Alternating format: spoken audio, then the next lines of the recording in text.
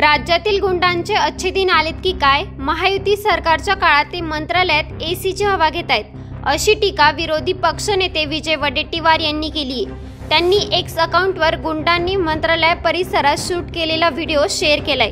गुंडांना reels बनवण्यासाठी मंत्रालय खुले केल्याबद्दल माननीय मुख्यमंत्री आणि दोन्ही उपमुख्यमंत्री अभिनंदनास पात्र आहेत, असा टोला देखील विजय वडेट्टीवार यांनी लगावलाय. महाराष्ट्रातील कानाकोपऱ्यातून येणारा सामान्य माणूस मंत्रालयाबाहेर दिवसभर रांगेत उभा आहे. पेपरफुटी विरोधात तरुण आणि तरुणी रस्त्यावर आंदोलन उपोषणात आपले आयुष्यातील महत्त्वाचे दिवस घालवत आहेत. नागपुरात आदिवासी बांधव आपल्या मागणीसाठी अनेक दिवसांपासून आंदोलन करतायत आणि इकडे सरकार गुंडांना रील्स बनवण्यासाठी मंत्रालय खुले करून देते. विजय वडेट्टीवार पत्रकार परिषदेत म्हणाले की दिवसेंदिवस सरकारचे घोटाळे समोर येत आहेत. मंत्रालयात गुंड निलेश घायवाळ रील्स तयार करतो, सोबत त्याचे इतर गुंडे देखील आहेत. हा कशी काय एवढी हिंमत करतो? मुख्यमंत्र्यांना भेटायला जातो, हे कसं काय शक्य होतंय? गुंडांना सोबत घ्यायची वेळ मुख्यमंत्र्यांना घ्यावी लागते, असं वडेट्टीवार म्हणाले. महायुती सरकारची भूक आणि हवस पैसे लुटण्याची हवस मुद्दाम इतकी वाढत चाललेली आहे की आपण कल्पना करू शकत नाही. सत्तेसाठी पैसा आणि पैशातून सत्ता हे या सरकारचं आता समीकरण झालेलं आहे. त्यामुळं घोटाळ्याची मालिका दिवसेंदिवस रोजच वाढत चालली आहे. रुग्णवाहिका गेटचा घोटाळा, त्यानंतर अनेक घोटाळे दररोज मी तुमच्या पुढे मांडणारच आहे. पण आज मुद्दाम 2 घोटाळे तुमच्या पुढे मांडतोय. या सरकारने नवनवीन कृत्या लढवणं, नवनवीन आयडिया करणं आणि त्यातून पैसा मिळवणं हा एकमेव धंदा या सरकारने आता सुरू केलेला आहे. खरं तर नैतिकता, नीतिमत्ता सगळी यांचे सगळे मंत्री हे संपूर्ण चौफेर आपल्याला दिसत आहे. काल बोलल्याप्रमाणे कायदा सुव्यवस्था किंवा इतर विषय आता काय संपलेच. त्यानंतरही काल आपण पाहिलं खुद्द मुख्यमंत्री भेटायला गेलेला आहे, पुन्हा मंत्रालयात रील तयार करतो. म्हणजे हे तर निलेश घायवाळ हा जामिनावर आहे आणि या जामिनावर असलेला गुंड मुख्यमंत्र्यांना भेटतो, मंत्रालयामध्ये रील तयार करतो आणि बाकीचे गुंडांना थेट असं मला दिसतं. बोलल्याप्रमाणे गुंडांना संरक्षण देणारं आणि गुंडांना पोचणारच हे सरकार आहे. यात आता लपून राहिलेलं नाही. हा त्याचा मूर्तिमंत उदाहरण आहे असं मी म्हणतो. हा कशी काय एवढी हिंमत करतो? एक जामिनावर गंभीर गुन्हे असलेला आरोपी मुख्यमंत्र्यांना डाव्या माळ्यावर मिळतो. त्यांचे सल्लागार कोण सल्ला देत आहे? आम्हाला माहित आहे की मुख्यमंत्री शिंदे कष्टातून मेहनतीतून उभे झाले, परंतु पक्ष फोडाफोडी केल्यानंतर त्यांना एवढं पाशवी त्यांच्या मागे संख्याबळ असताना त्यांना गुंडांची साथ का घ्यावी लागत आहे? गुंडांना सोबत घेऊन किंवा त्यांना भेटण्याची का गरज पडत आहे? याचा खुलासाही महाराष्ट्राच्या जनतेपुढे करावा अशी आमची मागणी आहे.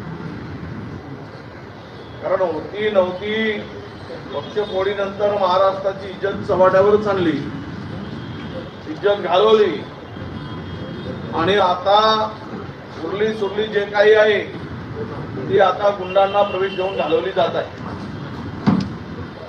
हा पहिला प्रश्न. दुसरा प्रश्न मी म्हटलं की दिवसेंदिवस या सरकारची भूक वाढत चालली आणि आचारसंहितेच्या पूर्वी जेवढी तिजोरी लुटता येईल तेवढी लुटण्याची स्पर्धा या सरकारमधील मंत्र्यांची सुरू झालेली आहे आणि त्याला मंत्रिमंडळ शांतपणे सगळं मुखसंमती किंवा आंधळेपणा, बहिरेपणा धारण करून या सगळ्या गोष्टींना मान्यता देत आहे. आतापर्यंत आपण कालपर्यंत एम्ब्युलन्स घोटाळा मी सगळ्या पुढे मांडला आणि आज मात्र एकीकडे अंगणवाडी सेविकांना मानधनाची वाढ होत मागणीसाठी आंदोलन मोर्चे काढले जात आहेत. अनेक अंगणवाडी सेविकांना वेठी धरले जातात.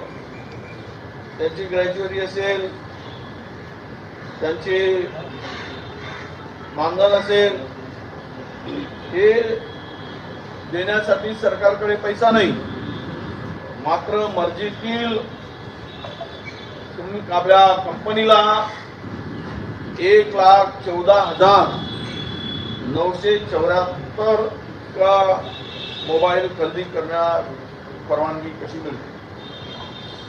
यासाठी साधारणतः 155 कोटी रुपये शासनाच्या तिजोरीला चोरा लागणार आहे. हेच पैसे जर अंगणवाडी सेविकांच्या खात्यात दिले असते तर हा घोटाळा काढता आला असता. पण घोटाळाच करायचा आहे म्हणून यांनी दिल्लीच्या मेसर्स इन्फ्राटेक सर्व्हिस प्रायव्हेट लिमिटेडला हे काम दिलं. ही कंपनी सॅमसंग गॅलेक्सी नावाचा मोबाईल पुरवणार आहे. खरं तर ही दिल्लीची कंपनी कुणाच्या जवळची आहे हा एक प्रश्न आहेच. पण यामध्ये मिळणारा मलिदा कोट्यावधीचा आणि या अंगणवाडी सेविकांना त्या मागण्या लक्षात घेता त्यांच्यावर सरकारने अविश्वास का दाखवला? खरं सेविका या प्रामाणिक नाहीत का? अंगणवाडी सेविकांच्या खात्यात पैसे टाकले असते तर त्या ठिकाणी त्या त्या भागामध्ये ज्या मोबाईलला सर्व्हिस लागतं, सर्व्हिस सेंटर लागतात, त्या त्या भागात असलेल्या सर्व्हिस सेंटरचा विचार करून त्या अंगणवाडी सेविका आवश्यक असलेला मोबाईल घेऊ शकल्या असतात. परंतु त्यांना यातून कमिशन आणि वसुली हा यांचा ब्रीदवाक्य झालेला आहे. त्यामुळे सगळे धंदे यांनी जोरात सुरू केलेले आहेत. हा अंगणवाडी सेविकांना मिळणारा मोबाईल घोटाळा एक नवा घोटाळा महिला बाल कल्याण विभागाने केलेला आहे. त्यांच्या मंत्र्यांना यातून किती वाटा मिळणार आहे, किती मलिदा खाणार आहे, हे आता आम्ही वाटायला मिळणार हे दिसणार आहे. आणि खरं तर या मलिदापोटीच हे मोबाईल खरेदी केले जात आहेत. आम्ही म्हणालो होतो अलिबाबा आणि 40 चोर, पण आता 2 अलिबाबा 80 चोर अशी स्थिती राज्याची झाली आहे. हे पक्ष फोडून गेलेले